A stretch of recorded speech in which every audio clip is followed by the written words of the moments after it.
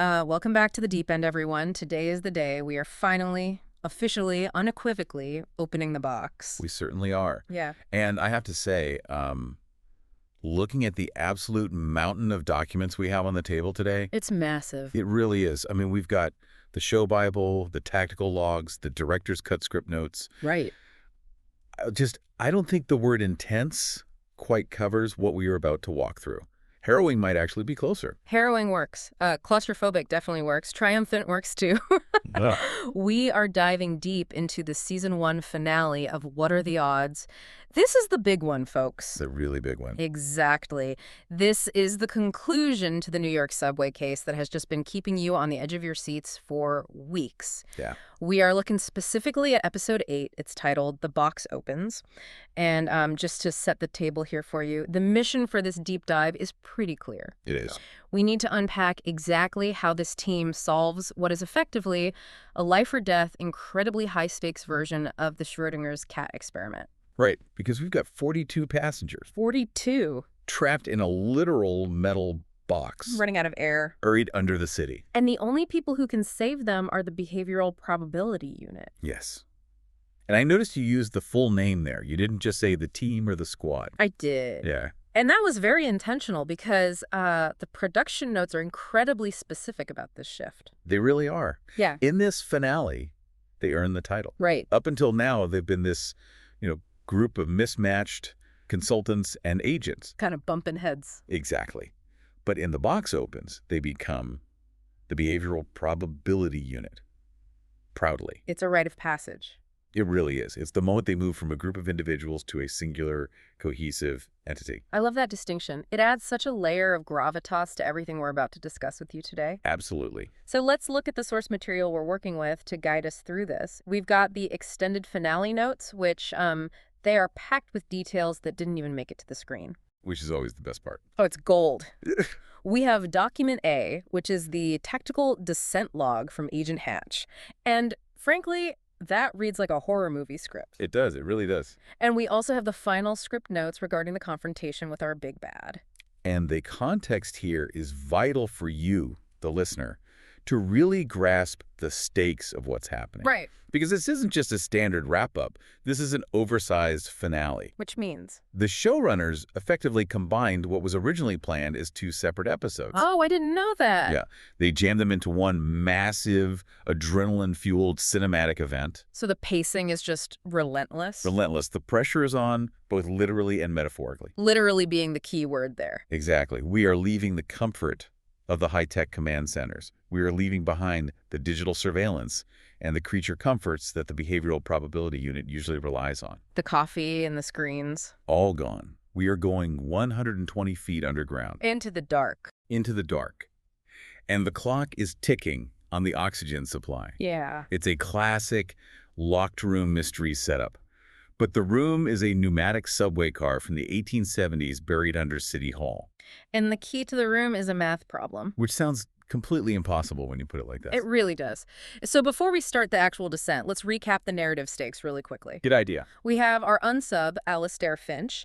He has hijacked a train, but he didn't just stop it in a regular tunnel. He hid it. Right, and this is where the history comes in, Yeah. which is one of the strongest elements of this entire season. I know you love the historical nuggets. I do. I went down an absolute rabbit hole on this one. So tell us about it.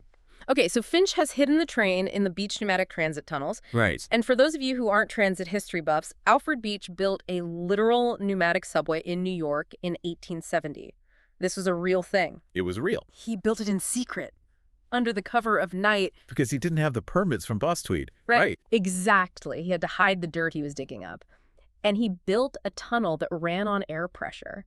Giant fans blowing a car down a track. Like a document in one of those old bank drive-through tubes. Exactly like that. It was a total marvel of the Victorian era, but it was eventually sealed up and just forgotten for a century and a half. And that is exactly where our core conflict lies today. Right. It's not just about finding the train. They know where it is pretty early on. Yeah, finding it isn't the hard part. The hard part is how you solve the problem of getting people out of a sealed, pressurized relic. Without killing them. Without killing them. Yeah. So you got Elias Vance, who represents the math. Logic, probability, decimals, order. Right. And then you've got DCI, Ewan Kendrick, Hmm. who is pure muscle and instinct. The immovable object meets the irresistible force. Usually throughout the season, we see them bickering in a clean, well-lit office at Quantico. Trading barbs over fresh coffee. Yeah, today they are shoulder to shoulder in the mud. So let's get into segment 1, the descent.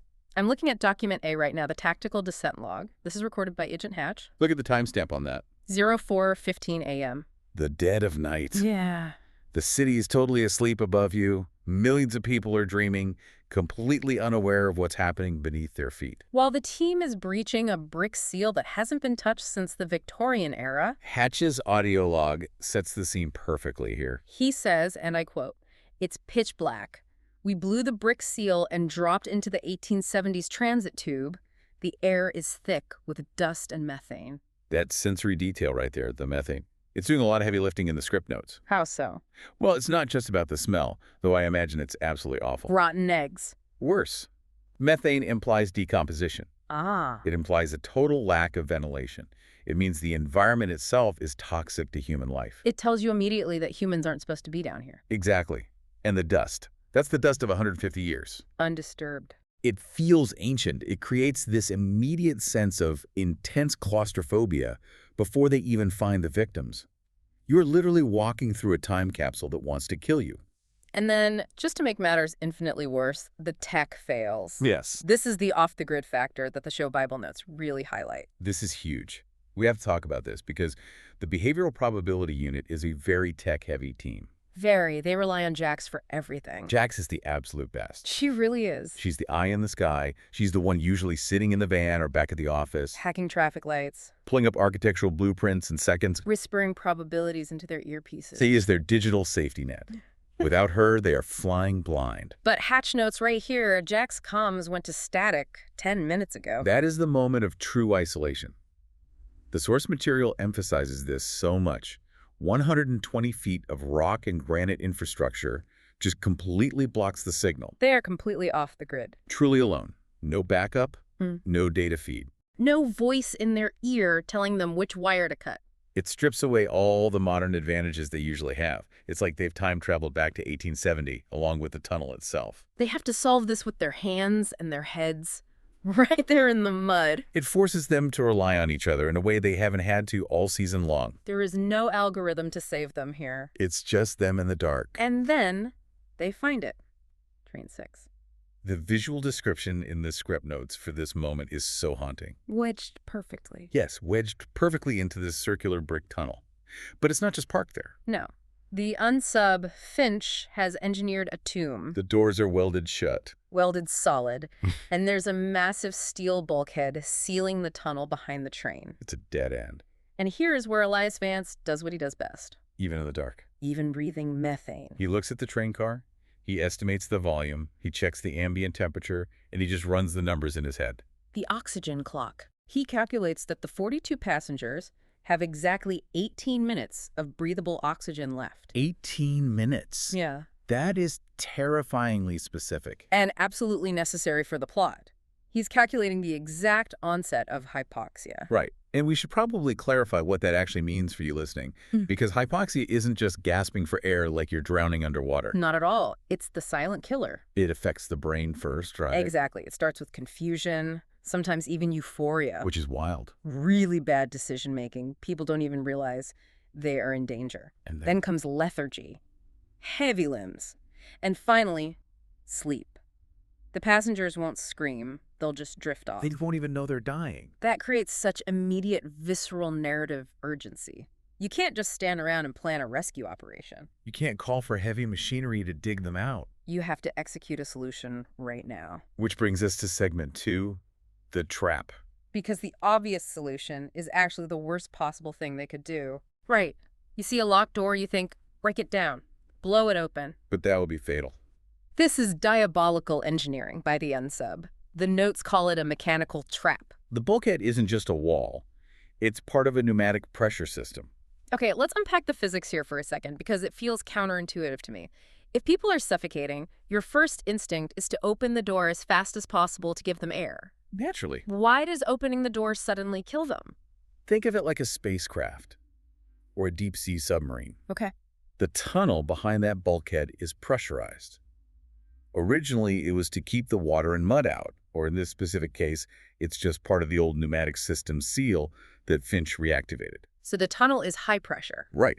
And the train car inside is at a lower normal atmospheric pressure. So if they just take a blowtorch to that steel door... Or you C4 to blow the hinges. Oh. Way more than pop. The pressure differential creates a massive vacuum effect. So it wouldn't just be a gust of wind blowing in. It would be catastrophic. The sudden depressurization would suck whatever remaining oxygen is inside the train car out instantly. Oh, wow. You would essentially turn the entire train into a vacuum chamber for a split second. Which means... It would likely rupture the lungs of anyone inside. just instant. Everyone dies immediately. That is horrific. It's brilliant, twisted engineering. So the very thing keeping the rescuers out is also the only thing keeping the passengers alive. Precisely. It's a complete paradox. Yeah. You have to open the door to save them, but opening the door kills them. Unless You equalize it. You have to bleed the pressure off very, very slowly. You have to match the pressure outside with the pressure inside before you fully breach the seal. And this is exactly where we see the clash of styles between Kendrick and Elias come to a head. Because Kendrick looks at the heavy valves on the door, Yeah. and he doesn't see a math problem. No, he doesn't. He sees home. He identifies them immediately as Clydebank Shipyard locks. Pure Scottish iron. I love that specific detail so much. It's fantastic character work. He looks at Elias and tells him, "You can't hack 'em, lad." And he's completely right. There's no keypad to plug a tablet into. There's no circuit board to short out. It's just rusted, heavy industrial iron. You literally cannot code your way through this problem. But Elias sees a way out, because of course he does. Of course. He realizes they can be equalized, but, and there's always a but, with Elias, it requires turning 2 release wheels at a precise asymmetric ratio. Asymmetric ratio. That is such an Elias phrase. Isn't it? I can vividly hear him saying it in that calm, slightly annoying, overly analytical voice. It really is perfect. The notes say, Kendrick, you need to turn yours exactly 2.4 times faster than Hatch. Think about the absolute absurdity of that request for a second. It's ridiculous. You are standing in the pitch dark. Breathing methane. You are physically exhausted from the climb down. Your hands are slippery with sweat and grime. And someone tells you to turn a heavy, rusted iron wheel exactly 2.4 times faster than the person standing next to you. How do you even gauge that? How do you feel 2.4? You can't. Not naturally. It's impossible for a human brain to just guess that under pressure. And what happens if you mess it up? If you deviate by a fraction. If that ratio slips even a little bit. The internal tumblers misalign. Exactly. The lock snaps. Seizes permanently. And if the lock seizes, the door never opens. And the passengers die. It's a complete recipe for disaster, and Kendrick knows it immediately. He rejects the decimals outright. He says, I don't know decimals, calculator boy, give me a rhythm. Calculator boy. I laughed out loud at that. It's derogatory, sure, but it's actually a plea for help. Yeah. He's essentially saying, translate this into my language. I can't do math right now, but I can do something physical. He needs something visceral, not abstract. Which leads us perfectly into segment 3, the waltz. This is honestly my absolute favorite part of the entire season's notes. It's brilliant writing. Because it forces Elias to think like an artist, not just a scientist. It's the real aha moment of the finale. It's the synthesis of their 2 totally different worldviews. Elias has to think incredibly fast. He takes that 2.4 ratio and he translates it into music. He converts it into a waltz rhythm. A waltz. 1, 2, 3. 1, 2, 3. The count is so simple when you break it down. Hatch turns on 1. Kendrick turns on 1, 2, and 3. That creates the ratio. Hatch does 1 turn for every 3 of Kendrick's turns. Now, technically, the math nerds listening right now are probably screaming at their speakers. Right, because wait, that's a 3.0 ratio, not 2.4. Exactly. 3 to 1 is not 2.4, but the production notes explain this beautifully. The human error factor. Yes. The human error, the friction of the rusted wheel, the drag of the heavy iron.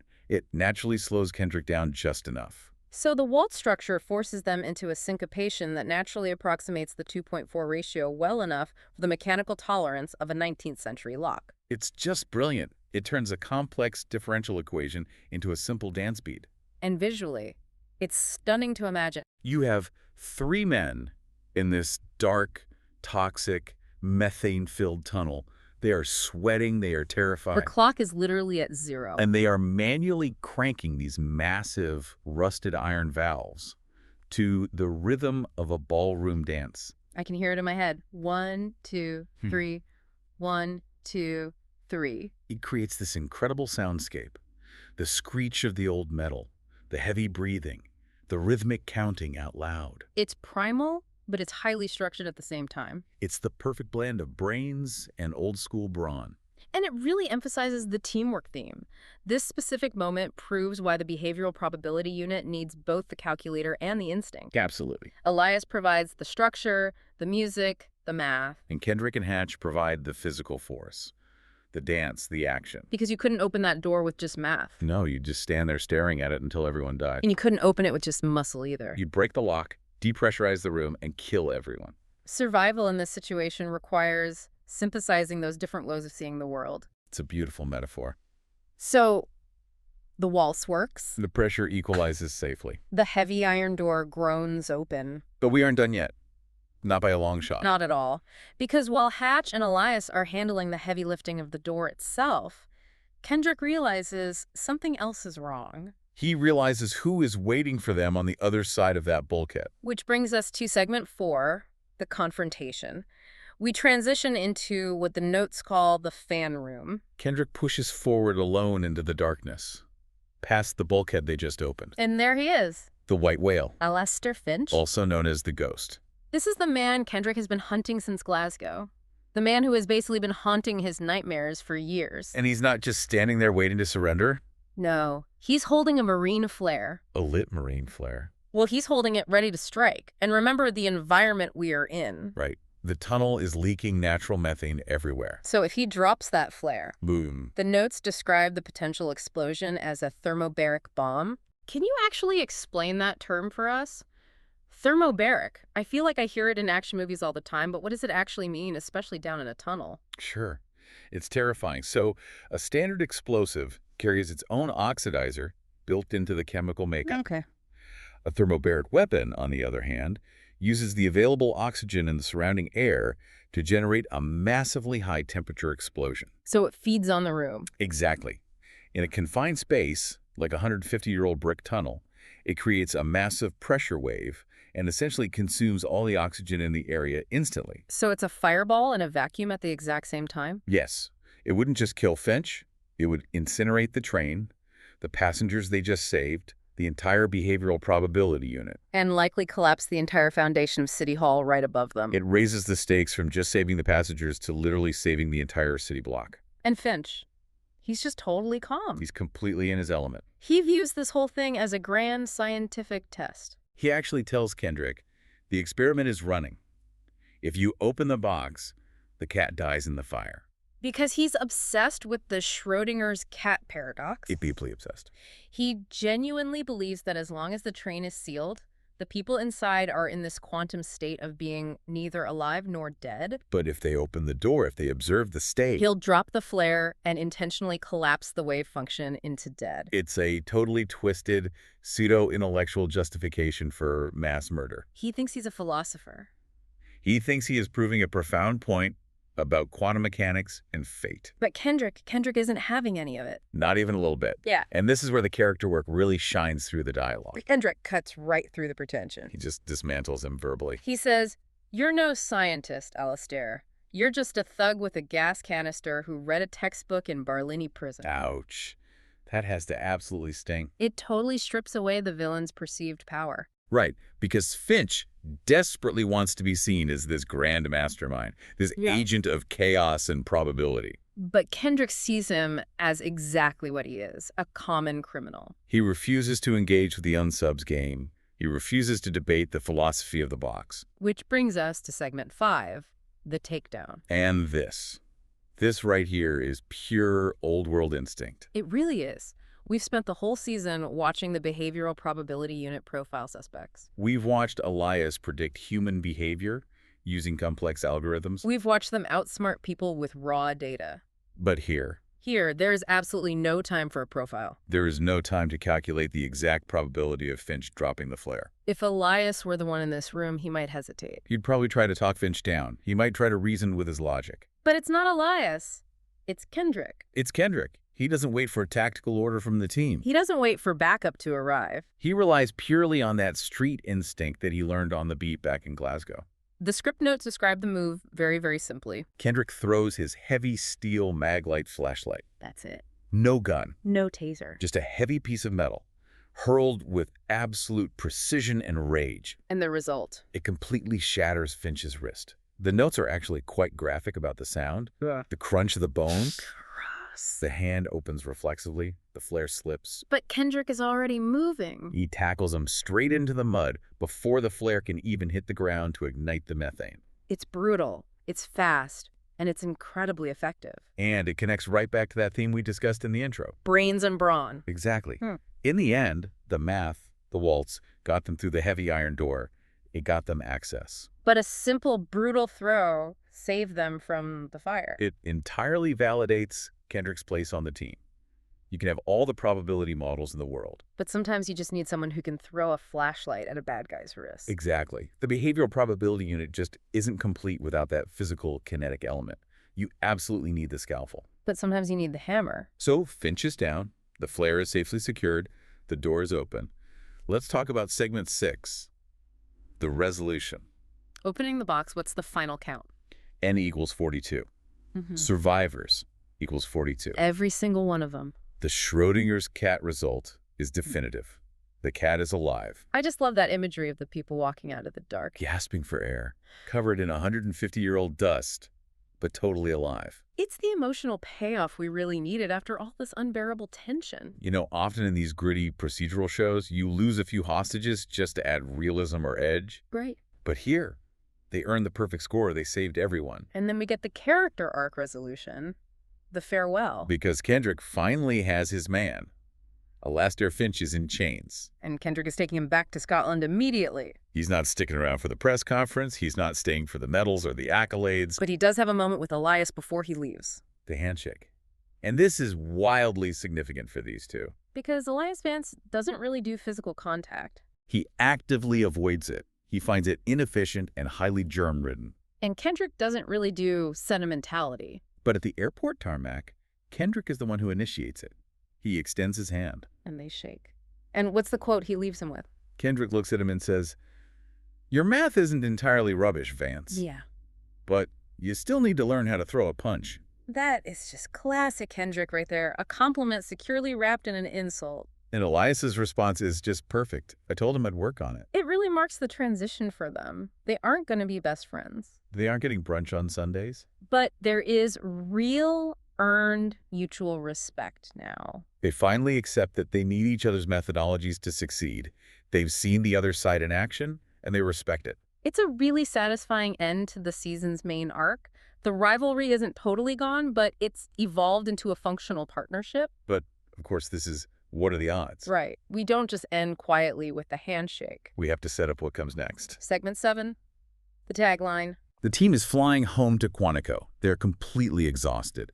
They think the job is over. But the world is a strange place, and the probabilities are constantly shifting. Jax sends a brand new file to the tablet.